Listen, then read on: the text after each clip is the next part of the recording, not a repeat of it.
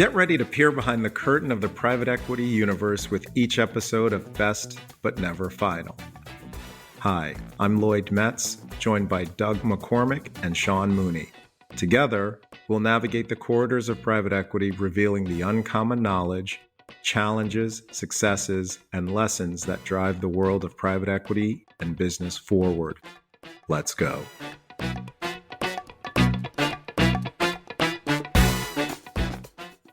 It's great to be back again with Lloyd and Doug. Gentlemen, how are you? Hey, guys. Good. Doing well. Thanks for asking. Hello, hello. All right. Well, we have, I think, another awesome episode here today.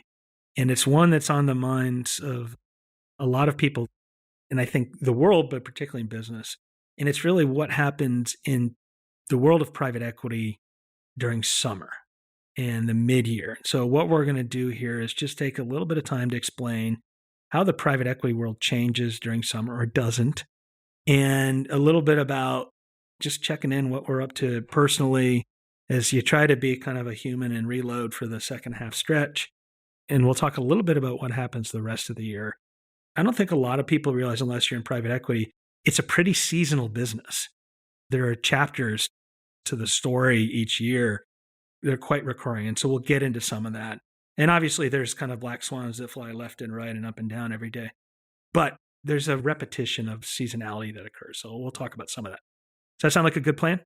Absolutely. Good plan.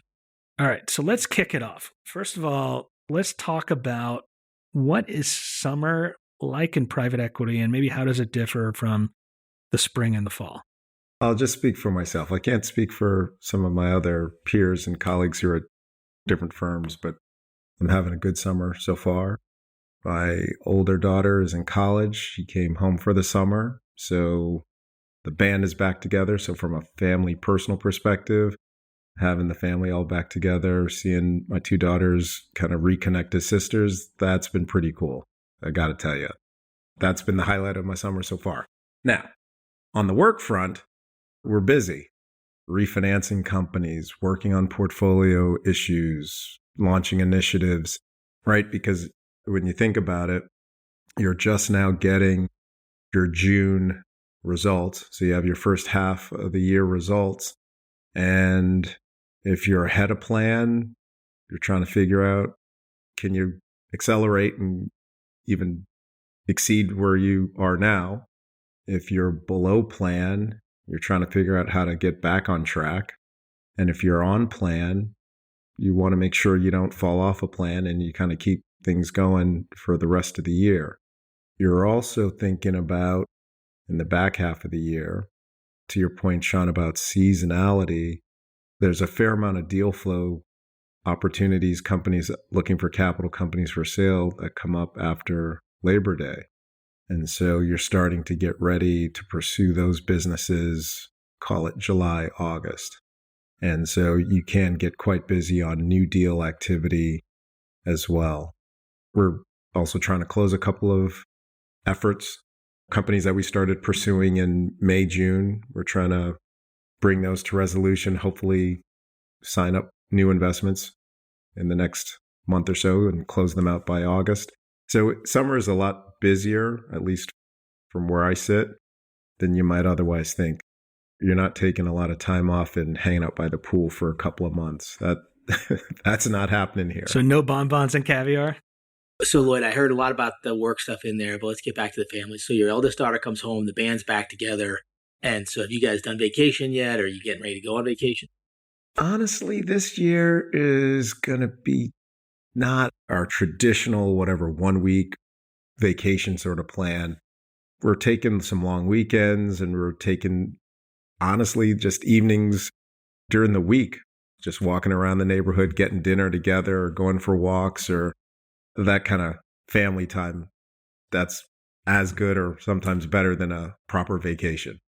So Lloyd, clearly you've managed your family better than mine, because my situation is that vacation is an enticement for my kids to spend time with me.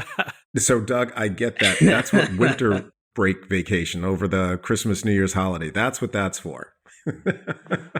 So Doug, how about you? What are you up to this summer? How's kind of the craze and the motion and commotion of a summer from your lens? Let's talk personal stuff first. So I've got two mid-20s, late-20s kids. And so I do think the vacations, the feel has become very different because they're young adults. And so we kind of try to find a cool place to hang out for a week or two and just make it available to them. And they kind of show up when they can and they leave when they can. That's so much fun these days because like you get to relive that age with them. And it doesn't feel like a parenting relationship near as much as it does almost like a friendship relationship. So that's fun. And it's an interesting way to check in. It just reminds me how fast life moves at that age, how much they learn, how much they change in the matter of one vacation. That was fun. We spent about a week in Martha's Vineyard this year. We had done Nantucket last summer. That's part of the summer. And then my wife and I go try to rest after all that. And so we're going to spend a week out in Utah here later in the summer. So that's the personal stuff. And when I'm on vacation, I got to read a good John Grisham legal intrigue thriller, whodunit, or a James Patterson. And I love those books just because they're so easy to put up. You pick them up, put them up. You can read whenever at your leisure. So that's kind of a nice way to unplug. So that's kind of the personal. On the professional, Lloyd, I think you and I are the same, which is like we're always crying wolf. We're always busy. I think a lot of that's self-inflicted probably. But we've got a lot going on. And some of it's a byproduct of our strategy. But because we're doing consolidation, there's always something in market we're looking at. But across the portfolio right now, we've got 9 things under letter of intent. And of those 9, all of them are add-on acquisitions, which I think is telling just in the context of where the market is and where the activity is, at least for us. That's keeping us busy. That's a great kind of summary of what summer is like in PE, and that there's always portfolio work to be done. That's the one constant. There's never enough time to get the most out of the portfolio companies and kind of help them along. And then what the difference is the deal market tends to slow down a little bit in the summer. And it doesn't go away, but it slows down. And for those maybe not as involved in private equity, there's kind of 2 big seasons. It's always something going on in the new deal market, but there's like after February, March, when the year-end numbers are done, there's a big batch of deals that come to market, and that stretches through to completion, maybe kind of May, June. And then people start reloading. They start seeing where their portfolio companies are. The second season kind of starts coming to market maybe mid-August through September so they can get everything done by year end. And then there's sometimes more of a traditional lull in between. And that lets people take just a moment to gather your breath and recharge for the sprint ahead. The bigger of the 2 sprints is almost always in that August through December sprint.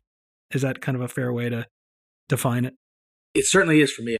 I know when I was a little kid and even back in college, right after Labor Day, you're back in school and I get that pit in my stomach because I know I'm going to be working hard. I get that now. Post Labor Day, like the lights on and it's game on for the rest of the year and it's just a mad dash. It's not just a personal feeling, Doug. That's the actual facts of the matter, right? Because you look at Labor Day and you can literally count the days before, as a practical matter, the year ends, right? You have a bunch of holidays after Labor Day that take up some time, and then people start traveling for the holidays depending on what part of the country and how the holidays fall during the year. So you don't get all of December, right? It's not just a feeling in your stomach. It's an actual factual thing. So that's why you start getting prepped and ready in August to go hard after Labor Day. So I think there's another interesting seasonal aspect of the business in some ways around the portfolio cycle. And at least what I see is you got the deal cycle and then you overlay on top of that. Q4 is a lot about year-end reviews, compensation, human capital stuff. And then for us, Q1's a lot about, okay, how do we operationalize the budget for the year? So I find Q2 and Q3 as kind of really interesting times to be a little more offensive, less linear in thinking because you're kind of like I got the plan for the year done. I'm not worried about year-end comp and evaluations. And so it's like, how do I build a business? How do I think about the big projects that are going to really drive the business over the course of the next several years? I like Q2, Q3 a lot. You raise an interesting point, Doug. It almost points to a little bit of what's your philosophy around approaching portfolio company initiatives? Because you can think, you can plan, you can talk and discuss. But at some point, I think you need to let your leadership team do and get out of their way. And oftentimes that's the second and third quarter. And sometime toward the end of the third quarter, you start prepping for the next year's budget planning process. But I think it's healthy for both the private equity firm, but more importantly for the portfolio company, that you let the leadership team do their jobs. And I agree with you, like that second quarter, maybe even if you can get it done earlier, give them March all the way through the better part of September to actually go execute, go do, go hire, go grow, go whatever it is, right? So, Lloyd, you're basically saying the longer I'm away from our portfolio companies, the better they do because the more time they have to actually get work done. And so I should just stay away, right? I don't know if I would take it quite that far, Doug.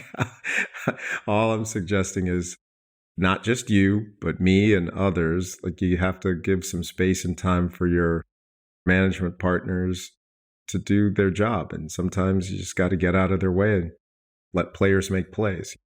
Totally agree. So let's hear about Sean's exciting Yeah, you summer beat me plans. to it. Oh, yeah. It's been bonbons and caviar all summer for me, just kind of kicking back. It's really interesting as I think about kind of life in PE and then life as an entrepreneur, and then also overlaying the growth of my kids and growing up. And so, when PE, when it's particularly younger, you're just constantly working, you're trying to prove. And vacations for me is like a VP where they would start at noon because I'm on calls all morning. And then usually once a vacation, I get on a plane and fly and see a company. And then as I was a partner, that eased up a little bit, but not so much. The good news is, as an entrepreneur, there's less freneticism going on from every direction. And so I have a greater ability to plan, where I could never plan before when I was in your shoes, because you still look at deals in the summer and you could never control that. And if you get a management seat, you're going. So it didn't matter because the bankers are telling you when it was. So now I can at least carve off some time. And then from a kid standpoint, I'm a little bit behind you all in that I have a rising senior and a rising freshman. So we have everyone coming into that home stretch.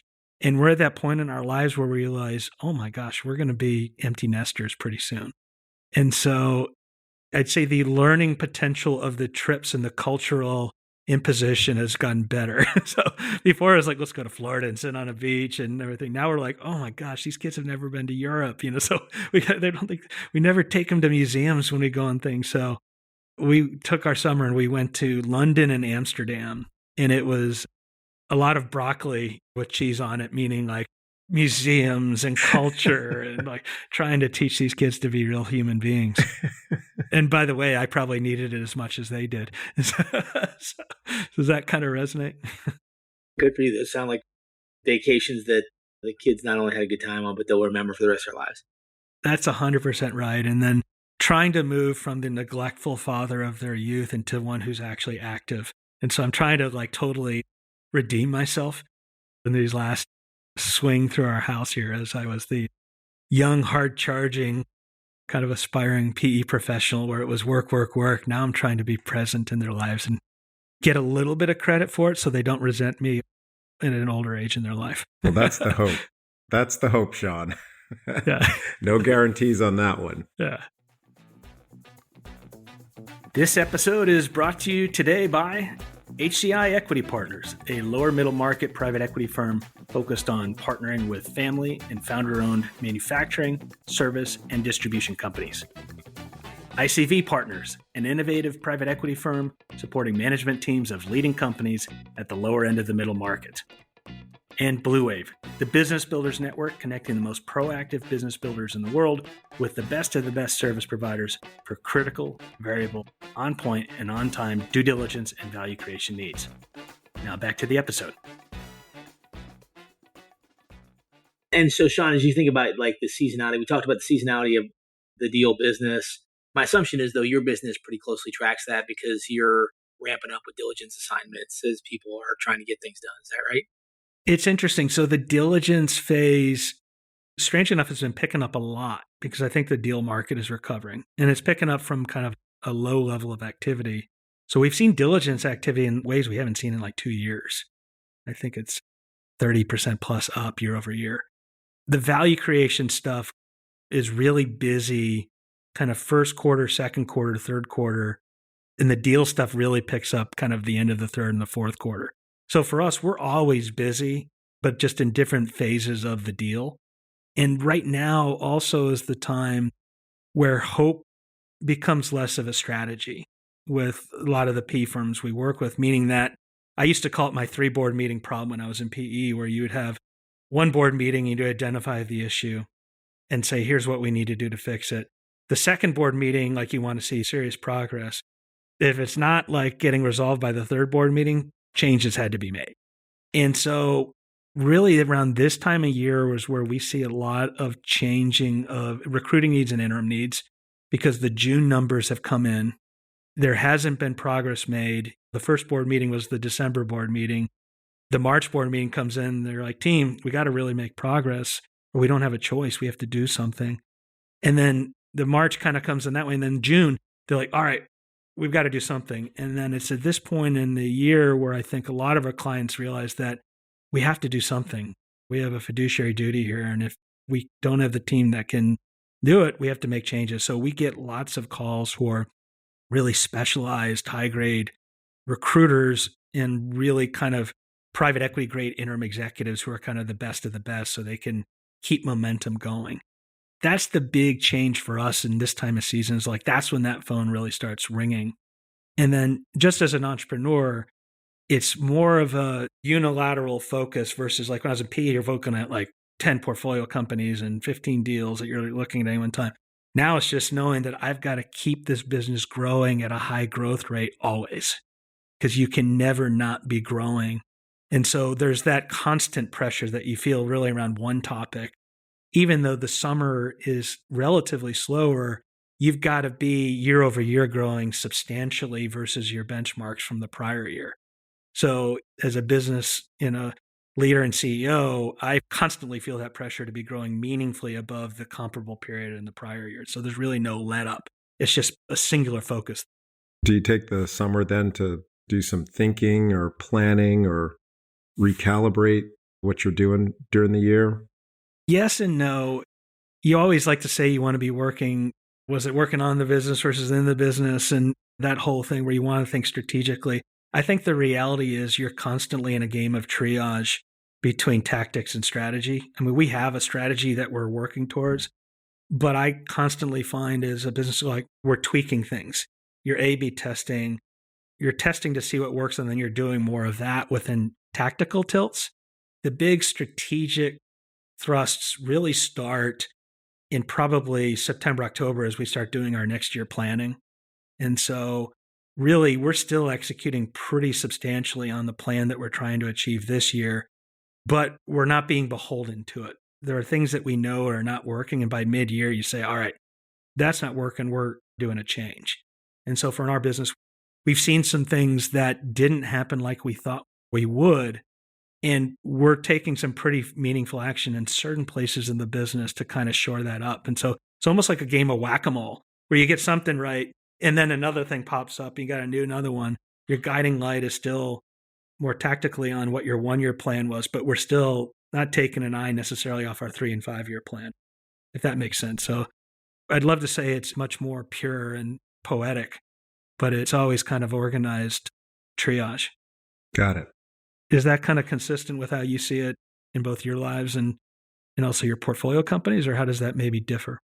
Finding time to think and to pull your head up and to look ahead and try to figure out whether it's with respect to a portfolio company, whether it's respect to going after investments and building your investment pipeline or people development issues at your own firm, finding the time to just kind of step back and think, plan. That's hard. You have to be intentional about making that time and space. And a lot of times when I do get time during the summer, whatever, July, August, that's when I try to do it. I'm a paper guy, so I still keep pads of paper nearby to jot down ideas that I want to go unpack or flesh out more, or goals for the back half of the year, or start thinking about 20 next for a portfolio company or what have you. So that after Labor Day, your plan of action, your mind space, your thoughts, your ideas are organized as best you can, and you're ready to do something about it. Your comment around, are you working in the business or on the business? I think when it gets really busy, it's increasingly hard to not be working in the business, right? So especially when there's like a lot of deal activity, I feel like it's important to be engaged and close enough to it that you can have a real informed opinion. The worst is being far from it and having an opinion, right? So you've got to do the work to be in the flow and be a good thought partner for your deal team members. I find that the time in the summer, because it's a little bit more controlled in terms of there's less things that you have to do reactively around supporting deal activity. If you're disciplined, you can use that time to be working on the business. One trick, and Lloyd, you and I were actually just talking about this before the show, is just a side conversation as humans. And we're talking about like every once in a while you find yourself where you see a calendar and you see space and you go, oh my goodness, I've got like an hour and a half open. What I'll find myself doing, you think about finding those moments to think, is I will then immediately jump on my calendar and I'll just put hold so no one else can put something into my calendar, and use that as like this moment of silence to kind of do things. I don't know if you guys do the same, but it's a rare circumstance. When I do that, it's just like a moment of glee. I have a general policy where if there's time available, I try to make myself accessible and people will just block in time. But that's dangerous because like next thing you know, like your whole week just got eaten up if you're not careful. So there's that balance. And the other sad reality, I don't know if you do this, but in a perfect world, I'd be able to find time and block time. And there's those calendaring methods where you put all the blocks. Reality, don't do that, but I aspire someday maybe. The reality, when I find time to think, it's on the weekends. I try to be present with the family, but I also try to go on a long walk or get on the treadmill or something. I'm doing infrared sauna lately, which is like half torture, half like exhilaration, which I highly recommend. And then the other time I really think is I'm a great thinker at 2 a.m, staring at the ceiling. So I've tried for years and now I'm just coming to accept it. Good stuff. I like that. The sauna torture. Okay. So I think we've covered kind of like the beauty of summer is it, even though it's not always perfect, you get just a little bit of breath, you reconnect with your family. There's always value creation going on, but the deal market's a little slower, almost by design within the industry, kind of the natural sequence of events. But you're starting to toe the line and you realize that the race is about to start in the biggest way. This is the biggest of the races that you have each year in kind of that post-Labor Day world. And so as you think through changing from summer into fall, what really happens next? And when does it happen next? When does this next race begin? How do you think about what happens from kind of like after July through the rest of the year? Yeah. And we can talk about that in general. I don't know what you guys think, how you want to approach it, but this is 2024. And so the back half of the year is not the same as other years, right? There's an election in November, in case y'all hadn't heard, right? And so this is going to be a bit unusual, I think, of a year, perhaps. And I guess that's the question is, does that matter? How will it affect animal spirits, as the economists like to say? Or how's it going to affect market behavior, lenders, bankers, business owners? That's, I think, a question that's starting to run through people's heads this summer. There's a lot of noise, particularly in this period of time, that could probably keep all of us up looking at the ceiling at 2 a.m. in terms of, as you point out, the economy and the election cycle. And then just like, will there be capacity for the service providers? Because they've all kind of wound down on the new deal side because there hasn't been volume like they used to have. Or the debt markets, are they going to be back? I think there's a lot of things that could cause influence and impact on a normal deal cycle that you all are looking at. And we can maybe go into that more, but in kind of a traditional steady state where you maybe take that impact along, generally what kind of happens, particularly I think from the deal side of the market? Well, one of the things that you mentioned is, Sean, you mentioned lenders. I think right now lenders are open for business for sure. I'm surprised at how willing lenders are to lend to companies that are at the smaller end of the range that we look at, 3.5, 4.5 times debt to EBITDA in terms of a leverage level. And the spread, the cost of debt has come down meaningfully enough, right? Where not too long ago last year, for lower middle market companies, spreads over SOFR of 600, 650, 700 were not uncommon. We just refinanced a business with a 375 basis point spread over SOFR. We're getting offers with consistently 400, 450. It's not going to be the lenders that are standing in the way of getting deals done, or at least at this moment. Hopefully that doesn't change September, October into November. But right now, they're really open for business and enthusiastic. I don't know what you're seeing, Doug. You said you have 9 LOIs, so you must see some of this. I generally feel like it's easy to compare the last cycle and think it's going to replicate itself. And so in my mind, we had COVID, which resulted in an abrupt shutdown of the market. And then once people figured out like that we could navigate that and interest rates were so low, it became a tremendously robust market. And then we had a real shock to the system when inflation got so bad. And so it ground to a halt. And I kind of feel like we're in an environment now where it's going to just continually heal. The deal market is healing and it's getting more robust, but it's not going to be like that vertical up. And especially in the context of all the uncertainty, I always try to ask myself, as you think about like the election cycle, how does that change your underwriting behavior? To me, the name of the game is what parts of the market or what parts of your mandate can you make bets that aren't heavily influenced by one outcome or the other? Because to me, the parties are offering pretty stark differences in vision that if you're in certain industries, they can have a dramatically different trajectory. And so to me, those parts of the market are just kind of off limits.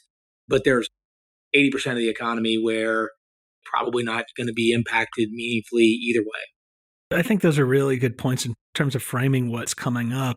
And the debt market one is something I'd love to kind of double tap on as well, in that everyone's had their eye on the Federal Reserve. Are they going to lower rates by 25 basis points?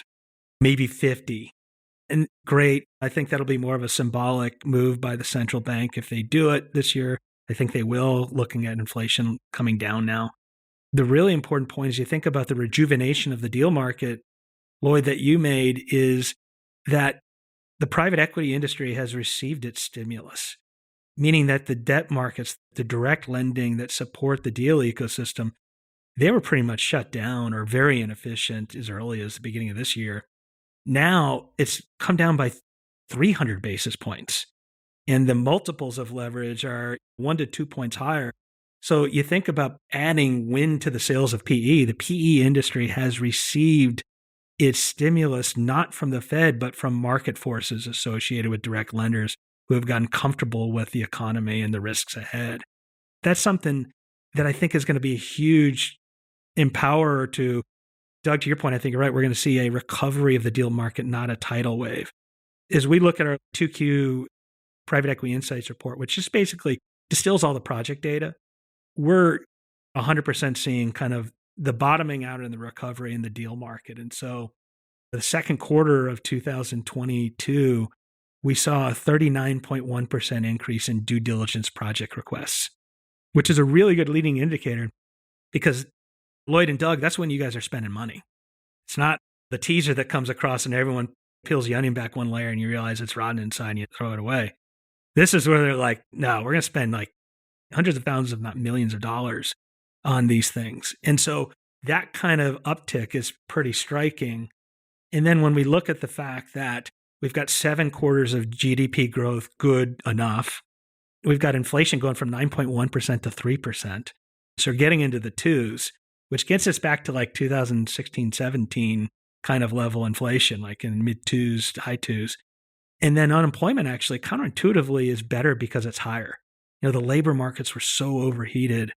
They're now, I guess if you went from a 2021, they're at 3.9%. They'd been as low as 3.4%.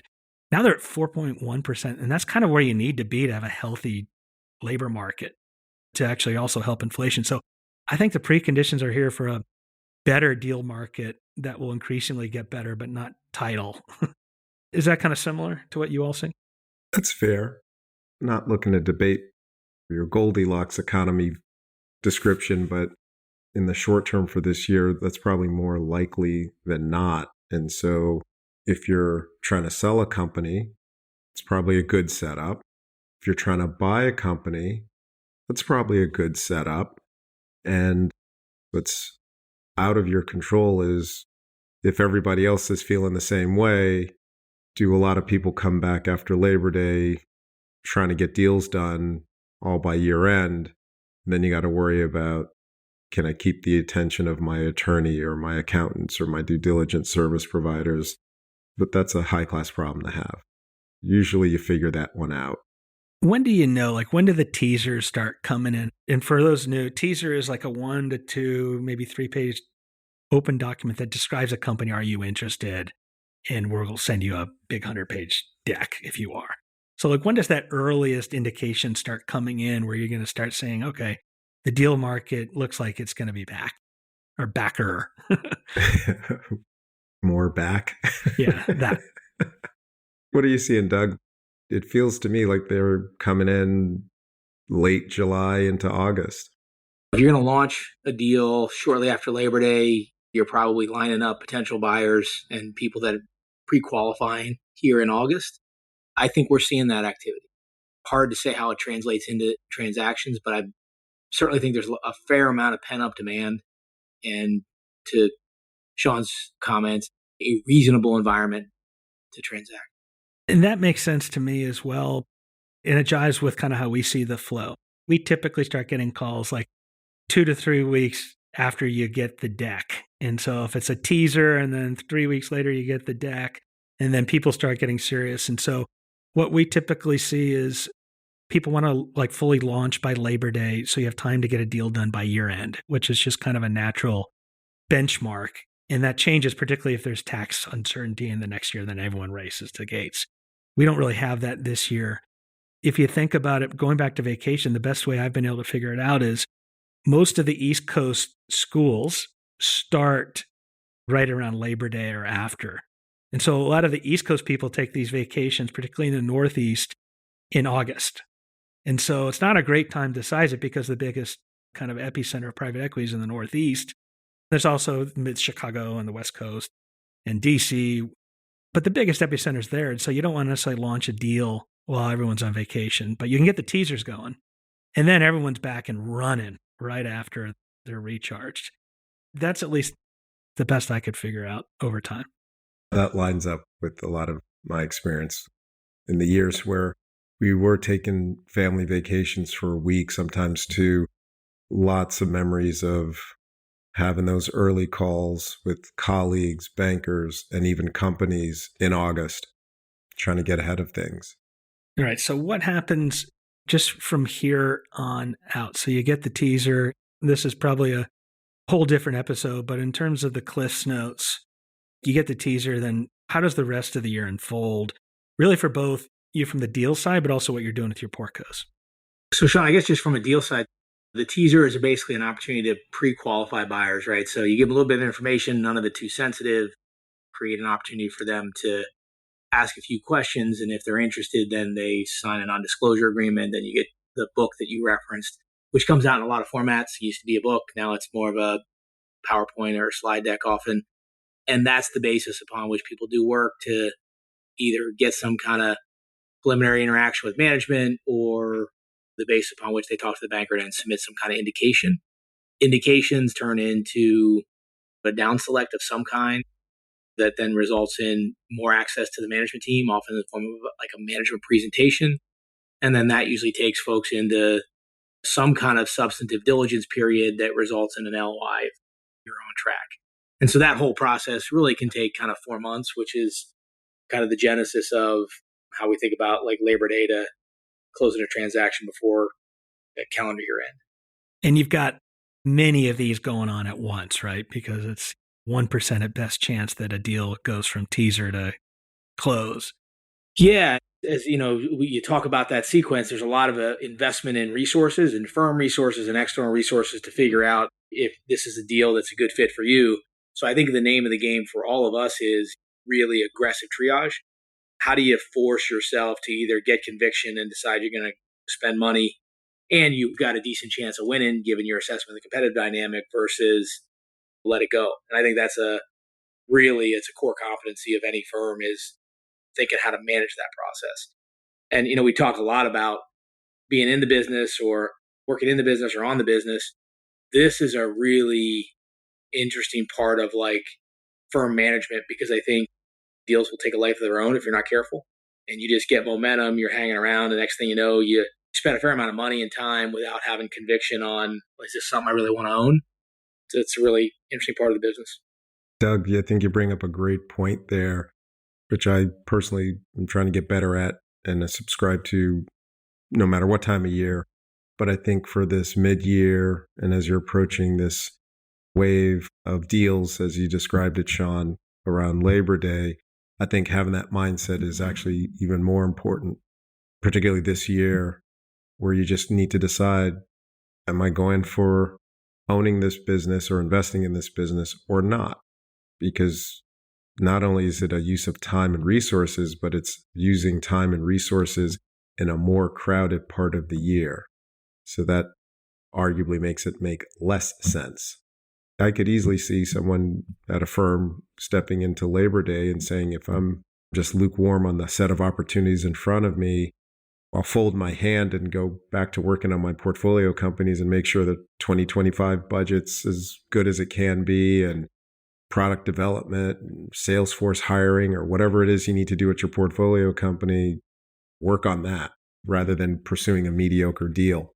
It seems to me like, and as I reflect back, that you can always fill 25 hours a day on your portfolio, right? And it's something that's always time well spent. And then when you get particularly the fall deal rush, everyone goes into overtime and you're at flex capacity because you're looking and trying to make deals happen, but you still have the portfolio things that you can and should work on. And so I used to like literally just tell my wife and kids like, all right, I'll see you in the last week of December.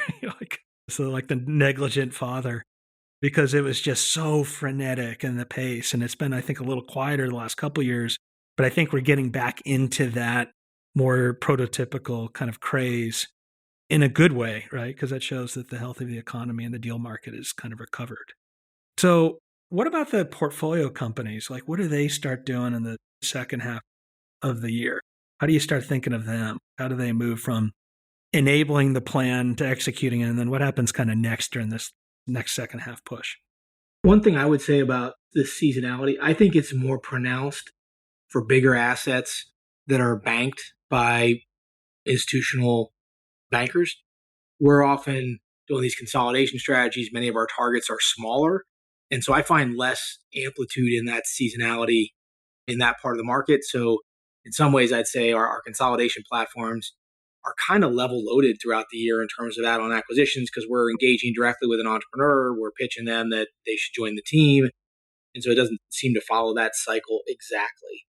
But having said that, bigger assets, the bigger you get, the more you're likely to play in processes that are likely aligned with the seasonality we talked about. So I think our platforms will be disproportionately busy here this fall in the context of the M&A. And I do think you should think about like some of the risks that we talk about, and not really risks, but like uncertainties around the election and the political climate. To me, I talked about isolating parts of the market that aren't impacted by that outcome.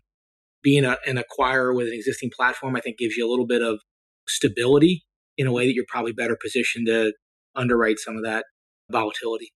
I think that's an excellent point in that there's kind of the investment bank deal market, but then within consolidations, it's kind of a level loading. And even that's probably more so even just the lower middle market where you have founder owners that aren't kind of managed, unless there's a tax scare, like we saw in a couple cycles before. And then everyone runs to the gates. And I think in Canada, you saw a lot of that earlier in this year and last year. So your portcos, the one thing I'd say is they kind of get in, when you get them into like next year planning, do they start kind of like winding down the big strategic lifts and hopefully having executed at a certain point in time? How do you think about that? Or is that just always going on? Lloyd and I have had this conversation before. I think his team is more disciplined around this. I find we always try to do next year planning toward the back half of this year, and it gets crowded out because everybody's so focused on finishing up the year and trying to get everything accomplished we had hoped to in the calendar year. And so it's almost like we get started on the planning and it rolls over into next year. And my realistic goal is that we try to approve the budget in the Q1 board meeting where you've got 2 months of performance under your belt, something like that. We've definitely talked about that, Doug. And I think it's best practice if you can get the budget planning to happen in October, November, so that you get it finalized and come Jan 1, all your strategies, all your tactics, all your alignment is set and ready to go. But Doug's right. Most portfolio company teams are trying to finish strong. And so they're focused on execution in September, October, November. And depending on the business, you can even make up ground in December if you need to. Or if people are trying to beat budget and max out their bonus opportunities, that's what folks are trying to do. And so budget planning for the next year definitely gets crowded out. And that's a tension. I'm still trying to figure out how to get that right. But that's usually what portcos are doing third and fourth quarter. In full candor, I'll also, from the seat of previously being in your seat, where like, we got to get it all done by December, because if you have a plan, you should be working against your plan in January, not constantly being able to kind of game it and update it. And then what I found out in real life as well is it's just so much going on. You're racing to get everything you can done for the year. And so I'll profess that our 2024 plan was not marked final by December 31st. I get that, but I just wonder, right? Just think about it a little differently. If instead of finalizing your current year plan in February or March of the current year, giving you 9 or 10 months to actually hit the plan, which leads to that rushed, hurried feeling, what if you just actually got it done in November, December, and now you have a full 12 months to achieve and work and execute against your plan? Just a thought, right? Hey, Sean, I don't want to work for Lloyd. I can already tell. He's difficult. He's not letting me squirm out of this one. I'm trying. I'm trying to help you help yourself. Give yourself more time to actually. I'm stuck working in the business here, Lloyd. We're not working on it. We're in. Hey, no big deal. And he says it with a smile. Yeah. Well, That makes a lot of sense. And what I'll say is also just from the vantage here is so we'll get all the diligence requests will start coming kind of in mass, certainly starting in mass in September. And then things from the new deal side start slowing down, maybe as a mirror as to what's happening broader in the industry. The diligence stuff goes to real quiet by mid-December, because I feel like you're not in action. Things aren't going other than the real late streams.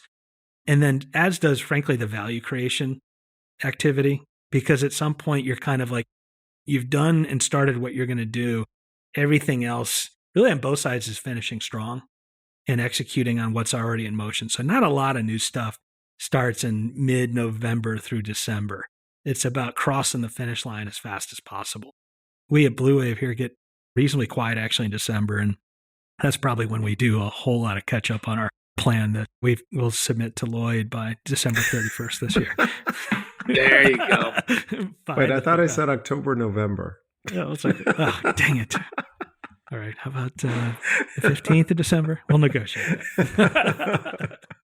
I think we have covered kind of the mid-year check-in. It's good that I think all of us have found in the industry, probably found a little moment of time to recharge, take a breath. But we're all looking at that starting line and kind of lacing up our shoes and ready to run. So in the meantime, this is your time. Doug, I know you're a rosé drinker. Start loading that up. Rosé all day, a little bit more. Where did that come from?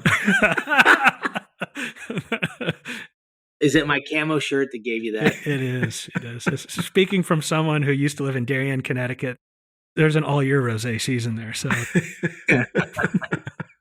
no offense to my friends at Darien. I too am a rosé drinker. So another great episode, gentlemen. Thank you so much for sharing the insights. Thanks. This was a lot of fun. Go get them, guys. Good stuff. Thank you.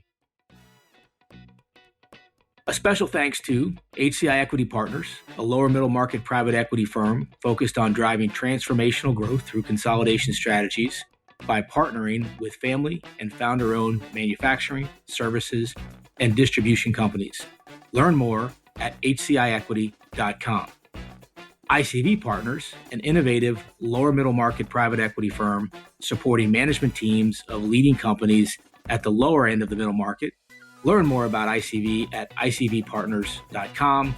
And finally, Blue Wave, the Business Builders Network, connecting the most proactive business builders in the world with the best of the best service providers for critical, variable, on-point, and on-time due diligence and value creation needs.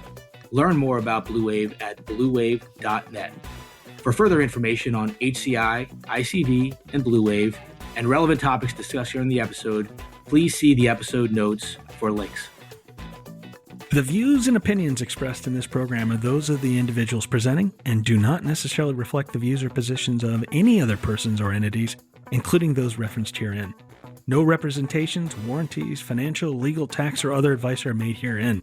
Consult your advisors regarding any topics discussed during this episode.